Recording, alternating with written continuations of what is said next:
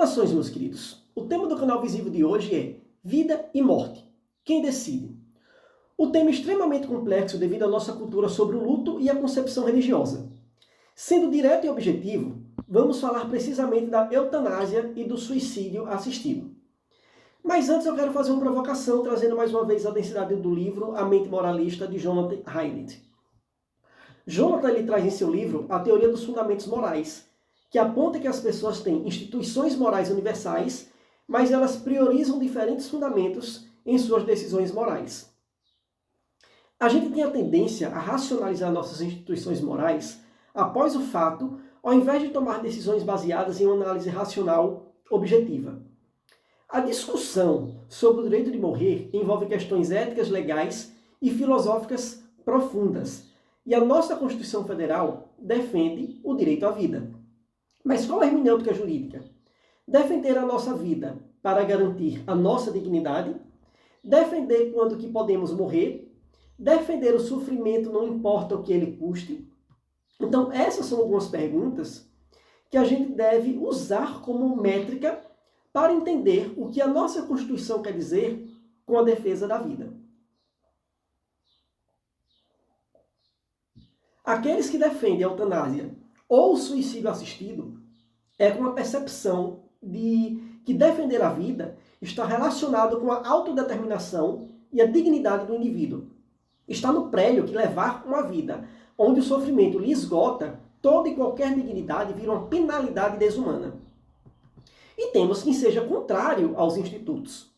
Um dos principais argumentos que ouvimos é que a nossa vida é sagrada e que não temos o direito de decidir quando morrer. Enquanto esse argumento orbite a decisão do indivíduo, ok. Porém, eu provoco que o Estado é laico e enquanto a discussão for jurídica, nós não podemos ter uma norma que discuta de uma maneira tendenciosamente religiosa, minando o direito dessa pessoa que queira ir de encontro. Então, ela tem que ser jurídica, não pode ser uma norma que enfrente o coletivo, posto que as pessoas não são obrigadas aos dogmas religiosos, pela liberdade constitucional de terem ou não uma religião. A legislação sobre eutanásia ou suicídio assistido varia entre países e estados, refletindo diferentes percepções de culturas e éticas. Há um ponto que levanto e que deve ser observado, quer você seja contrário ou favorável, e sendo favorável, é um ponto que deve ser amparado para que a lei consiga antever, que é sobre o abuso referente ao instrumento. Vamos lá. Aprofundando em alguns casos famosos, eu me deparei com o argumento do risco de pacientes vulneráveis serem pressionados a optar em aceitar esses procedimentos. E eu fui atrás de verificar, na prática, casos que validassem essa tal preocupação. E há indícios de 61 casos de eutanásia, por exemplo, na Holanda, em 2010, que houve sem consentimento explícito. Isso é um ponto que tem que ter muita atenção, de acordo com a interpretação óbvia de cada estado, o que é o consentimento ou não. Encontrei também um caso muito interessante, me perdoe se eu errar a pronúncia, que é Angers, que ocorreu na Bélgica, e muito se discutiu se realmente houve consentimento da paciente. O conflito da anuência da Anne surgiu porque, embora ela tivesse solicitado a eutanásia, havia questionamentos sobre a sua capacidade mental e se ela estava sob pressão indevida. E levaram essa discussão pela paciente sofrer com anorexia e ter acusado de abuso sexual contra o psiquiatra.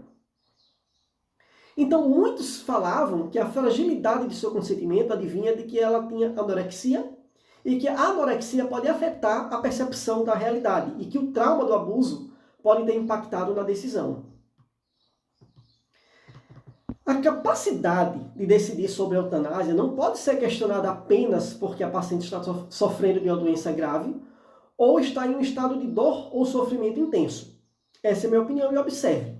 Se assim fosse, nenhum paciente seria considerado capaz de tomar essa decisão. Afinal, todos estariam, em algum nível, sofrendo emocionalmente. Então, em que momento essa confusão mental seria capaz de invalidar ou não essa anuência? A autonomia do paciente deve ser respeitada e a decisão de buscar a eutanásia deve ser baseada em sua própria avaliação de sua qualidade de vida e sofrimento. Então devemos confiar na capacidade do paciente de tomar decisões sobre o seu próprio corpo e vida, e não paternalisticamente questionar sua capacidade de decidir. Devemos focar para que os pacientes recebam os cuidados paliativos, apoio emocional e psicológico, e garantir que eles recebam as informações necessárias para tomar a decisão sobre a vida ou sobre a morte. É fundamental que as leis respeitem a dignidade e a autonomia do indivíduo, encontrando equilíbrio entre o coletivo e a liberdade individual.